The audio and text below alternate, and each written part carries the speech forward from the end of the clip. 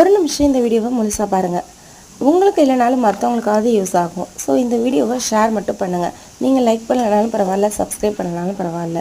முழுக்க முழுக்க பெண்கள் குழந்தைங்களை வச்சுட்டு வீட்டில் இருக்கவங்களுக்கு ரொம்பவே யூஸ்ஃபுல்லான வீடியோ இது. நம்மக்கிட்ட ஆல்ரெடி நிறைய பேர் ஹோல்சேலாக எடுத்துகிட்டு போய் ரீசெல்லிங் பண்ணிகிட்ருக்காங்க. ஸோ அவங்களுக்கெல்லாம் ரொம்பவே இந்த ப்ராடக்ட் எல்லாமே யூஸ்ஃபுல்லாக இருக்குது.